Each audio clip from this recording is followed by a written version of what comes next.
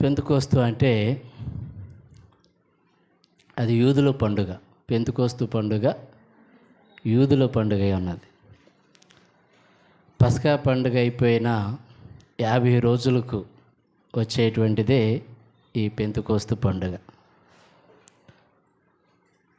పస్కా పండుగ దినమున యేసుక్రీస్తు ప్రభువారు ఆయన సిలువ వేయబడ్డాడు. ఆయన చనిపోయి తిరిగి లేచిన తర్వాత 40 దినాలు శిష్యులకి ఇంకా అనేక మందికి తనను తాను కనపరుచుకుని ఆయన ఈ భూమి మీద నుంచి ఆరోహణమై పరమునకు చేర్చబడ్డాడు. పరమునకు చేర్చబడిన తర్వాత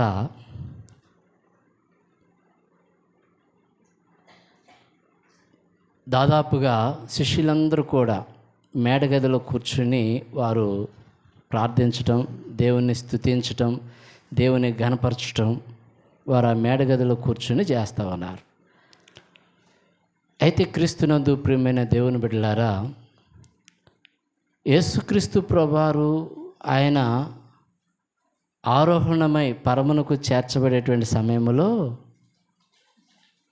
శిష్యులకు ఒక మాట చెప్పాడు ఆయన. ఏంటి అంటే, పరిశుద్ధాత్మ శక్తిని పొందుకున్న వరకు మీరు పట్టణంలోనే నిలిచి ఉండండి అని చెప్పాడు ఆయన. కాబట్టి వారందరూ కూడా దాదాపుగా ఒక 120 మంది అపోస్తలుల కార్యముల గ్రంథములో 2వ అధ్యాయములో మనం చదువుకున్నటువంటి ఆ వాక్య భాగంలో కనుక మనం చూసినట్లయితే దాదాపుగా 120 మంది ఆ మేడగదిలో కూర్చొని వారందరూ దేవునికి స్తుతులు చెల్లిస్తూ ప్రార్థిస్తూ ఉన్నటువంటి విధానమును మనం చూస్తూ ఉంటాం. అపోస్తలుల కార్యముల గ్రంథం 1వ అధ్యాయము 15వ వచనములో ఆ మాట రాయబడి ఉంది. 1వ అధ్యాయం 15వ వచనము.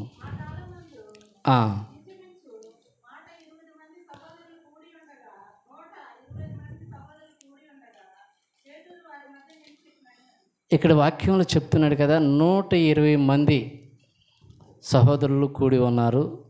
అందరూ ఒక మేడగదిలో కూర్చున్నారు. అందరూ ఆ మేడగదిలో కూర్చుని దేవుణ్ణి స్తుతించటం, ప్రార్థించటం వారు చేస్తూ ఉన్నారు. ఆ సమయంలో దాదాపుగా 10 రోజులు వారు ఆ మేడగదిలోనే ఉండి దేవుణ్ణి స్తుతిస్తూ ఉన్నట్లుగా మనం చూస్తూ ఉన్నాం. పెంతుకోస్తు పండుగ దినమున అంటే ప్రభు ఆరోహణమైన దాదాపుగా 10 రోజులకి పరిశుద్ధాత్మ దేవుడు వారి మీదకి దిగొచ్చినట్లుగా వాక్యములో మనం చూస్తూ ఉన్నాం. పరిశుద్ధాత్మ శక్తి చేత వారందరూ కూడా నింపబడ్డారు. అక్కడ వాక్యములో 2వ అధ్యాయం అపోస్తలుల కార్యముల గ్రంథం 2వ అధ్యాయము మొదటి 2 వచనాలు కనుక మనం చదువునట్లయితే, పెంతుకోస్తు పండుగ దినం వచ్చినప్పుడు అందరూ ఒక చోట కూడి ఉండిరి.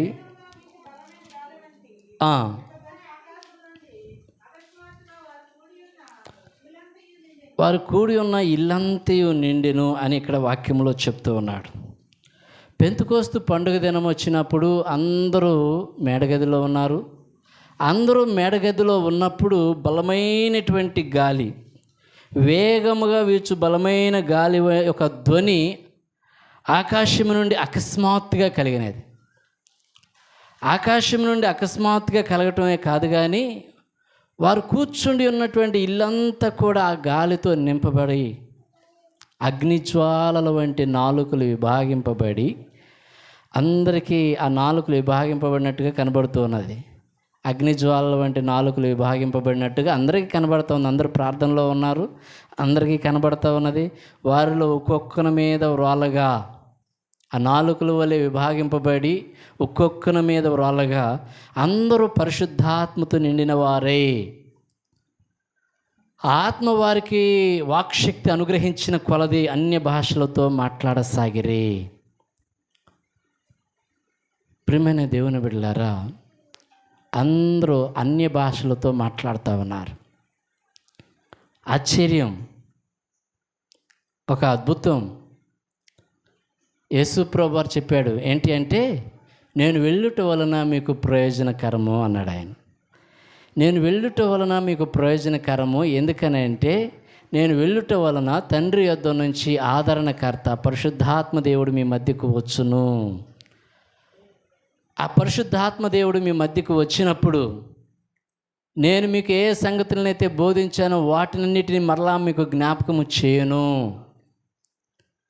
మీరందరూ కూడా పరిశుద్ధాత్మతో నింపబడినప్పుడు బోధిగాంతముల వరకు నాకు సాక్షులై ఉందురు అని ప్రభు చక్కగా తెలియజేశాడు ఆయన.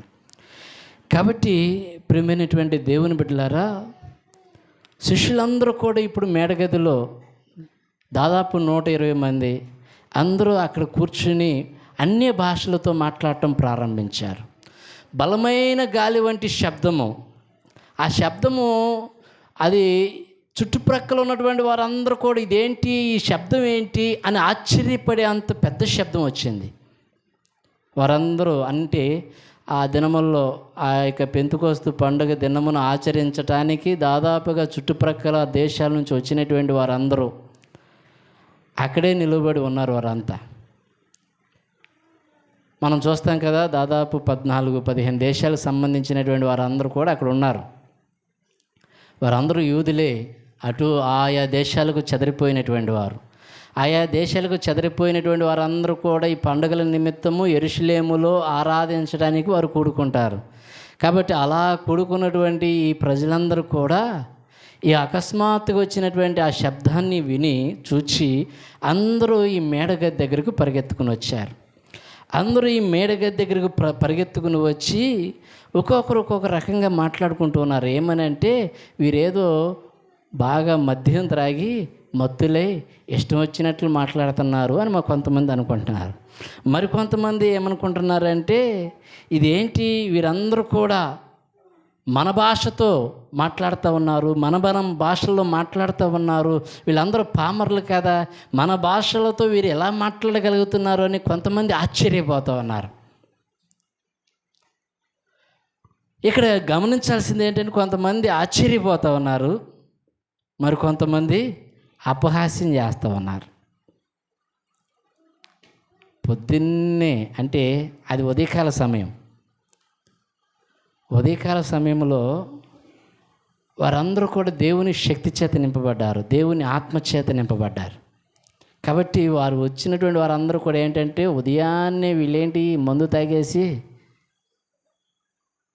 ఏదో ఇష్టం వచ్చినట్లు మాట్లాడుతున్నారని హేళన చేస్తున్నారు. మరికొంతమంది ఏమో, అరే వీరేంటి నా భాషలో మాట్లాడుతున్నారు, నా భాష ఎలా వీళ్ళకి తెలిసింది అని కొంతమంది ఆశ్చర్యపోతూ ఉన్నారు. 14 దేశాలకు సంబంధించిన భాషలు ఇవన్నీ వారు అంటే అన్య భాషలు మాట్లాడుతూ ఉన్నారు. అది అందరికీ ఆశ్చర్యాన్ని కలుగజేస్తూ ఉన్నది. క్రీస్తునందు ప్రియమైనటువంటి దేవుని బిడ్డలారా, పరిశుద్ధాత్మ దేవుడు మనకు తెలియచేస్తూ ఉన్నాడు కదా. ఆ యోవేలు గ్రంథములో మనం చూచినప్పుడు, యోవేలు గ్రంథములో ఒక మాట చక్కగా రాయబడి ఉంది. అది ఏంటి అంటే, యోవేలు గ్రంథము 2వ అధ్యాయం 28వ వచనములో, సర్వజనుల మీద నా ఆత్మను కుమ్మరించెదను. ఇక్కడ ఏమని చెప్తున్నాడంటే, అందరి మీద, సర్వజనుల మీద నా ఆత్మను కుమ్మరిస్తాను. వారందరూ ప్రవచనాలు చెప్తారు, వారందరూ భాషలతో మాట్లాడతారు. ఈ విధంగా దేవునికి అద్భుతం అనేది మీ మధ్య జరుగుతుంది.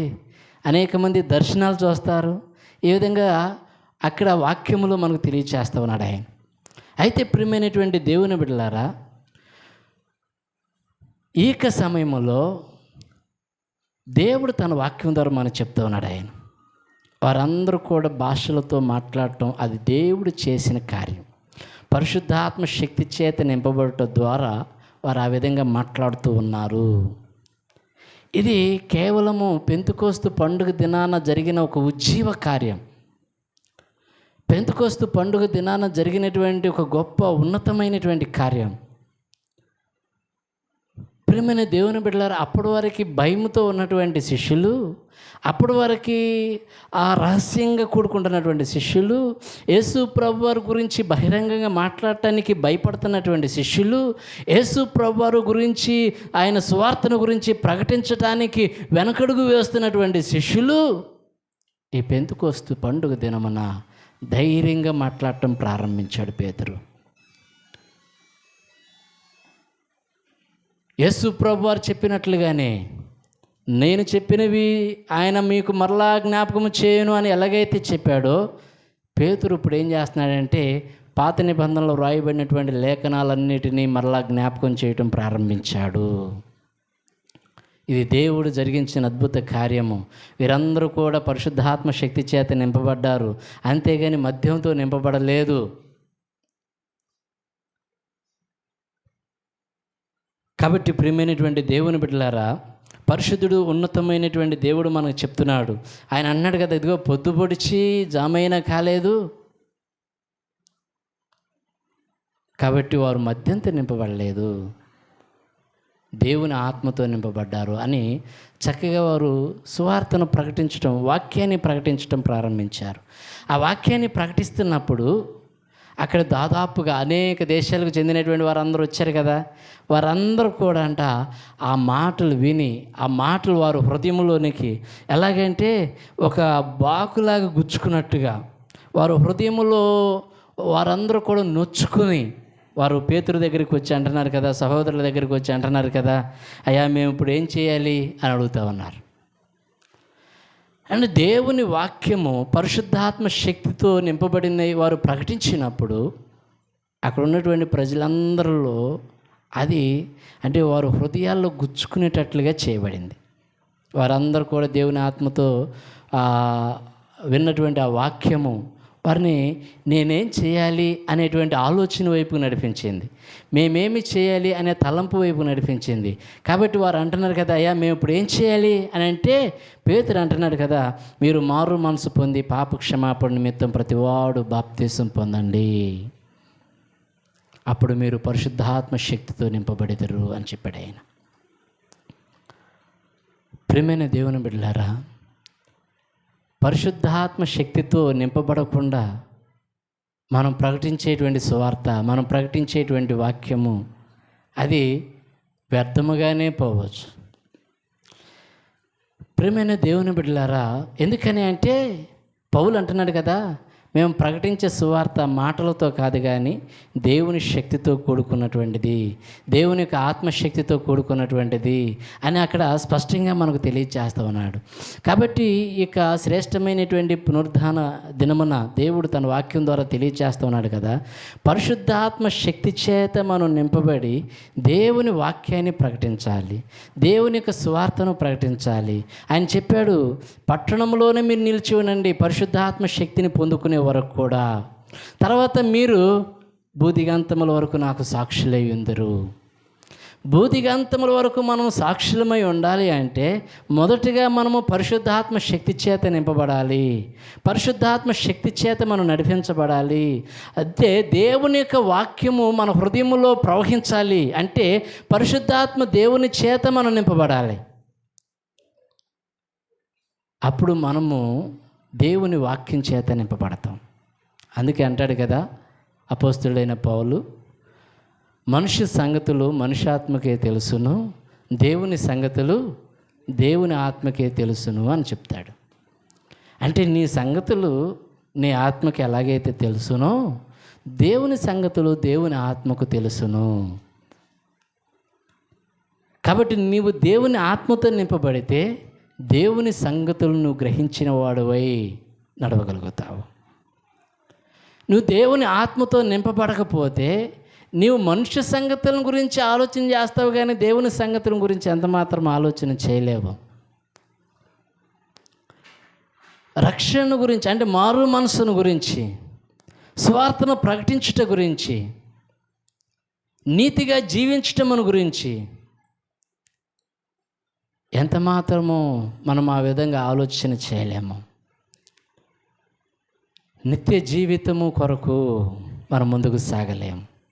కాబట్టి అందుకని చెప్తున్నాడు కదా, మనం పరిశుద్ధాత్మతో నింపబడాలి. పరిశుద్ధాత్మతో నింపబడినప్పుడు మనము అసహించుకుంటాం లోకాన్ని, పాపమును అసహించుకుంటాం, వ్యర్థమైనటువంటి వాటిని మనం అసహించుకుంటాం. ఎందుకని అంటే మనలో ఉన్నటువంటి పరిశుద్ధాత్మ దేవుడు, ఆయన పరిశుద్ధతకు నిలయంగా ఉన్నాడు కాబట్టి, ఆయన పరిశుద్ధుడై ఉన్నాడు కాబట్టి పరిశుద్ధంగా మనం జీవించేద్దాం.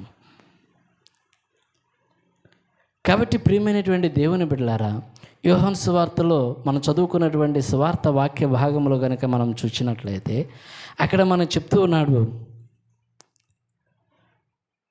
23వ వచనం, 14వ అధ్యాయం 23వ వచనము.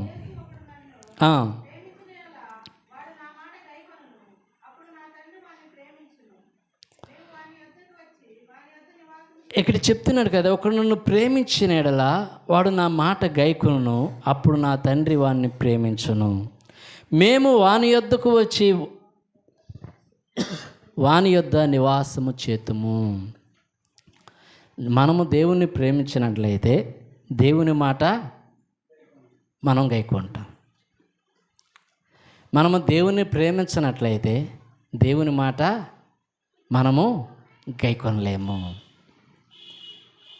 మనలో ఉన్నటువంటి కోపము, మనలో ఉన్నటువంటి ద్వేషము, మనలో ఉన్నటువంటి పగ, మనలో ఉన్నటువంటి ప్రతీకార ఇచ్చలు దేవుని మాట లోబడే విధంగా నడుచుకోవు.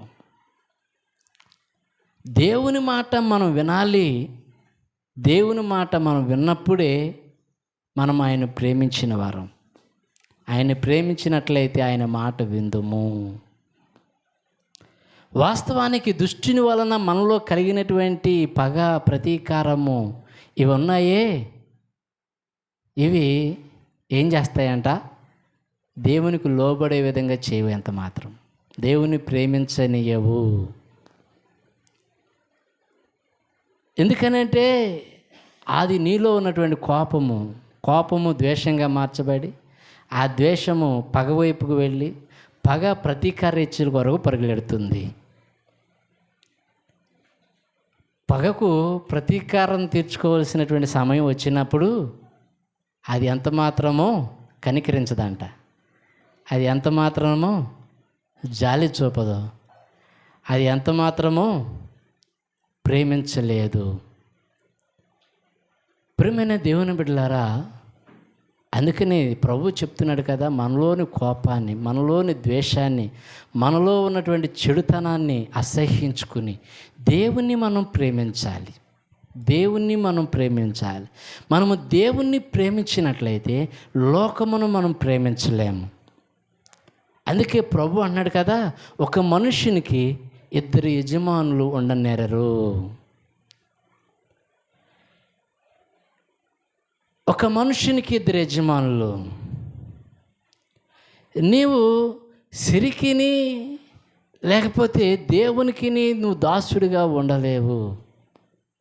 నువ్వు లోకమునకును దేవునికి దాసుడిగా ఉండలేవు. నీవు దేవునిని లోకమును ఒకే సమయంలో ప్రేమించలేవు. లోకాన్ని ప్రేమిస్తే దేవుణ్ణి ద్వేషించిన వాడు అవుతావు. దేవుణ్ణి ప్రేమిస్తే లోకమును నువ్వు ద్వేషిస్తావు. ప్రియమైన దేవుని బిడ్డలారా, పరిశుద్ధుడైనటువంటి దేవుడు మనం చెప్తున్నాడు, 2 కత్తులు ఒక వరలో ఎముడతాయా? ఎముడవు కదా. అలాగే మనము ఒకే సమయంలో దేవుణ్ణి లోకాన్ని ప్రేమించలేము. దేనైనా ఒకదాన్ని ద్వేషించాలి, దేనైనా ఒకదాన్ని ప్రేమించాలి. కాబట్టి ఆయన ఏమని చెప్తున్నాడు అంటే, నువ్వు దేవుణ్ణి ప్రేమించినట్లయితే నా మాటలు నువ్వు గైకొంటావు. అప్పుడు పరిశుద్ధాత్మ దేవుడు, తండ్రి కుమార పరిశుద్ధాత్మ త్రియేక దేవుడైనటువంటి ఏకదేవుడైనటువంటి వాడు మన యొద్ద నివాసముండును, మనలో నివాసముండును. ఎంత గొప్ప ధన్యత, ఎంత గొప్ప ఆశీర్వాదం. దేవుడు మనలో నివాసం ఉండటం. ఆయన ఏమని చెప్తున్నాడు అంటే, ఆయన్ని ప్రేమించమని చెప్తున్నాడు. ప్రేమించటం అంటే అది మనసులో ఉంది అని చెప్పడం కాదు, కానీ మన క్రియల్లో బయటికి కనబడాలి. మన క్రియల్లో బయటికి కనబడాలి.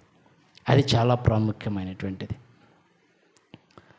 మనం దేవుణ్ణి ప్రేమించినప్పుడు దేవుని మాటలు మనం గైకుంటాం. దేవుణ్ణి ప్రేమించినప్పుడు మనం చక్కగా ఆయన మందిరానికి సమయానికి రాగలుగుతాం. మనం దేవుని ప్రేమించినప్పుడు నేను కూడా దేవుని ఒక పాటతో పాడాలి, ఒక పాట పాడైన దేవుని గణపరచాలని ఆశ కలిగి ఉంటాము. మనం దేవుని ప్రేమించినప్పుడు దేవుని వాక్యం ఒకటన్నా నేను నేర్చుకోవాలని ఆశ కలిగి ఉంటాము.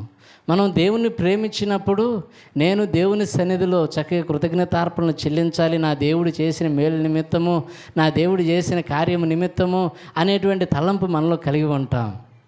మనం దేవుణ్ణి ప్రేమిస్తున్నప్పుడు సువార్తను నేను కూడా ప్రకటించాలి, వాక్యాన్ని ప్రకటించాలి, ఎవరినైనా ఒకరినైనా నాతో కలిసి దేవుని మందిరానికి తీసుకుని వెళ్ళాలి.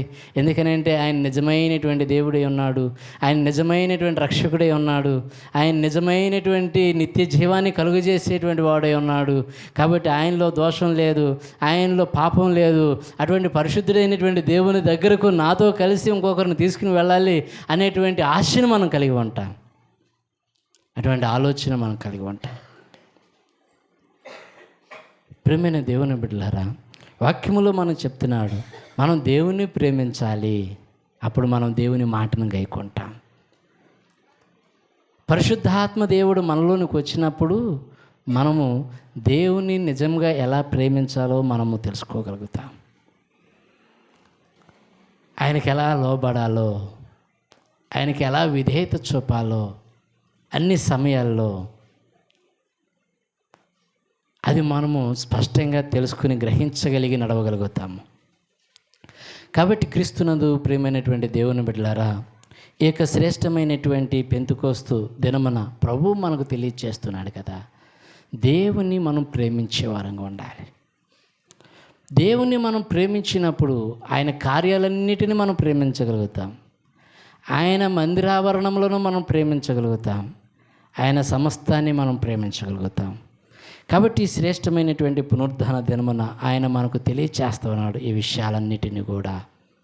కాబట్టి దినాన మనమందరము కూడా మనం దేవుని ఆత్మచేత నడిపించబడాలి అనేటువంటి ఆలోచన మనం కలిగి ఉన్నాం. ఎందరూ దేవుని ఆత్మచేత నడిపించబడిదరో వారందరూ దేవుని కుమారులై ఉందరు, దేవుని బిడ్డలై ఉందరు. దేవుని ఆత్మచేత నువ్వు శారీరక క్రియలను చంపని ఎడలా శారీరక క్రియలే నిన్ను చంపును అని వాక్యము సెలవిస్తున్నది. ఆత్మచేత మనం ఏం చేయాలంట? శారీరక క్రియలను చంపాలి. అంటే మనలో ఉన్నటువంటి చెడుతనము, స్వభావ సిద్ధంగా మనలో కొంత చెడుతనము ఏర్పడినప్పుడు ఆ స్వభావ సిద్ధంగా ఏర్పడినటువంటి చెడుతనము, అది కోపం కావచ్చు, ద్వేషం కావచ్చు, పగ కావచ్చు, ప్రతీకారం కావచ్చు, లేకపోతే అబద్ధపు మాటలు కావచ్చు, లేకపోతే మోసపు మాటలు కావచ్చు, లేకపోతే ధనాశ కావచ్చు, ధన వ్యామోహం కావచ్చు, ఈ లోకంలో చెడుతనము ఏదైనా సరే దాన్ని ఏం చేయాలంటే మనం చంపాలి. ఆత్మచేత శారీరక క్రియలను చంపిన ఎడల మనం జీవించదాం. దేవుని ఆత్మ ద్వారా మనం వాటన్నిటినీ మనము విడిచిపెట్టాలి, వాటన్నిటిని మనలో నుంచి మనం తీసివేసుకోవాలి. ఆయన మనతో మాట్లాడుతున్నప్పుడు, ఆయన వాక్యం ద్వారా మనతో మాట్లాడుతున్నప్పుడు, పరిశుద్ధాత్మ శక్తి ద్వారా ఆయన మనల్ని ప్రేరేపిస్తున్నప్పుడు, పరిశుద్ధాత్మ ద్వారా ఆయన మనల్ని ఏం చేస్తాడంట? ప్రేరేపిస్తాడు. ఆయన నీలో ఉన్నటువంటి చెడుతనాన్ని విడిచిపెట్టు ఆయన నిన్ను ప్రేరేపించినప్పుడు, నీలో ఉన్నటువంటి పాపాన్ని విడిచిపెట్టు ఆయన నిన్ను ప్రేరేపించినప్పుడు, మనలో ఉన్నటువంటి వ్యర్థతను మనకు తెలియజేసినప్పుడు మనం వెంటనే ప్రభువా నేను పాపినయ్యా, నాలో ఉన్నటువంటి చెడుతనం నాలో తీసివేయి, నాకు పరిశుద్ధాత్మను అనుగ్రహించు అని మనం ఆయన దగ్గర మోకరిల్లాలి. దావీదు అదే పాపం చేసినప్పుడు దేవుడు నాతాను ప్రవక్తను పంపించి తెలియజేసినప్పుడు వెంటనే నాతాను ప్రవక్త చెప్పిన మాటను ఆలకించి ఆ ప్రేరేపణకు లొంగిపోయా, నేను పాపినయ్యా అని మోకరిల్లాడు. ఆయన మోకరిల్లి ఆయన వెంటనే ఏం చేశాడంటే, నేను పాపిని, నా తల్లి గర్భంలో నుంచి నేను పాపంతో వచ్చాను, కాబట్టి పాప స్వభావమే నన్ను నిరంతరం ఏలుబడి చేస్తా ఉన్నది. తండ్రి ఇదిగో హిసోపుతో నన్ను కడుగు, హిమము కంటే నన్ను తెల్లగా చేయి, నాలో ఉన్నటువంటి ఆ చెడుతనాన్ని, నాలో ఉన్నటువంటి చెడు కోరికలను, నాలో ఉన్నటువంటి చెడ్డ ఆలోచనలను తీసివేయి, మీ పరిశుద్ధాత్మ చేత నన్ను మరలా అభిషేకించు, నీ రక్షణానందమును మరలా నాకు దయచేయి అని దావీదు దేవుని దగ్గర ప్రాధేయపడ్డాడు. ప్రియమైన దేవుని బిడ్డలారా, దేవుడు మనల్ని ప్రేరేపించినప్పుడు, దేవుడు తన వాక్యం ద్వారా మనల్ని హెచ్చరించినప్పుడు మనం వెంటనే మనం పాపాన్ని విడిచిపెట్టాలి. మనం వెంటనే మన క్రియలను సరిచేసుకోవడానికి ప్రయత్నం చేయాలి. ఆయన దగ్గర మనం మోకరిల్లాలి. దానికి మనము ఎంత మాత్రం వాయిదాలు వేయకూడదు. ఈరోజు కాదు ఇంకో రోజు చూద్దాంలే, లేకపోతే ఈ సంవత్సరం కాదు ఇంకో సంవత్సరం చూద్దాంలే. మారు మనసు పొందటానికి సంవత్సరాలతో పని లేదు, నూతన సంవత్సరంతో అసలే పని లేదు. ఎందుకనంటే దేవుడు ఎప్పుడు మనల్ని దర్శిస్తే అప్పుడు మనము దేవునికి పరిపూర్ణంగా మన హృదయాలను సమర్పించుకోవాలి. కాబట్టి ఉన్నతమైనటువంటి దేవుడు మనకు తెలియజేస్తూ ఉన్నాడు. ఆయన ఆశ్చర్యకరుడైనటువంటి దేవుడు మనకు చెప్తున్నాడు. ఎందుకనంటే మనం ఒక మంచి పని చేయడానికి అది సంవత్సరం ప్రారంభమే కావలసిన అవసరం లేదు. ఒక మంచి పని చేయడానికి, ఒక చెడుతనాన్ని విసర్జించడానికి అది మనకు నూతన సంవత్సరపు మొదటి దినమే కావాలనుకోవాల్సిన అవసరం లేదు. ఎందుకనంటే ఏ సమయము, ఏ దినము, ఏ గడియో ఎలా ఉంటాయో మనకు తెలియదు. కాబట్టి మనం వెంటనే మన చెడుతనాన్ని విడిచిపెట్టి నూతన హృదయముతో ఆయన హత్తుకోవాలి. ఆయన రక్షణానందము మనకిస్తున్నప్పుడు ఆ రక్షణానందం కొరకు మనం ప్రాకులాడాలి. ఆ పరిశుద్ధాత్మ శక్తి చేత మనం అభిషేకించబడి చక్కగా సంతోషంగా మనం ముందుకు సాగిపోవాలన్నది వాక్యం ద్వారా చెప్తున్నాడు. ఆయన అంటున్నాడు కదా, విరిగి నలిగిన హృదయమును ఆయన ఎంత మాత్రము అలక్ష్యము చేయడు. కాబట్టి మనము పరిపూర్ణ హృదయముతో మనం చక్కగా ఆయన పాదాల దగ్గర కూర్చొని, తండ్రి ఇదిగో నీ వాక్యము ద్వారా నీ వాక్యము నా హృదయంలో గుచ్చుకుంటుంది, నీ వాక్యము నా హృదయమును ప్రేరేపిస్తుంది, నీ వాక్యము నా హృదయాన్ని బద్దలుకొడుతూ ఉన్నది, నీ వాక్యము నా హృదయాన్ని దహిస్తూ ఉన్నది, ఇదిగో నా చెడుతనమంతటిని నీ వాక్యము నా ఎదుట పెడుతూ ఉన్నది. కాబట్టి నన్ను ఈ చెడుతనమంతటి నుంచి విడిపించయ్యా, నూతన హృదయంతో నన్ను నింపు, నూతన ఆత్మతో నన్ను నింపు, నూతన శక్తితో నన్ను నింపు అని మనం ఆయన సన్నిధిలో ఆయన పాదాల దగ్గర కూర్చున్నప్పుడు ఆయన మనల్ని ఏం చేస్తాడంటే మనలా బలపరిచి మరలా తన రక్తంతో కడిగి మరలా చక్కగా మనల్ని నడిపించుకుంటాడు. ఆయన సర్వోన్నతుడైనటువంటి దేవుడు, మనల్ని ప్రేమిస్తున్నటువంటి దేవుడు, మన కోసం ప్రాణం పెట్టినటువంటి దేవుడు. కాబట్టి ఈ సమయంలో మనమందరము కూడా దేవుని వాక్యాన్ని మన హృదయంలో భద్రపరుచుకుని ముందుకు సాగుదాం. దేవుడి మాటలను దీవించునుగాక. ఆమేన్. సమస్త జ్ఞానమునకు మించిన దేవుని సమాధానము యేసుక్రీస్తు వలన మీ హృదయములకు తలంపులకు కావలి నడిపించునుగాక.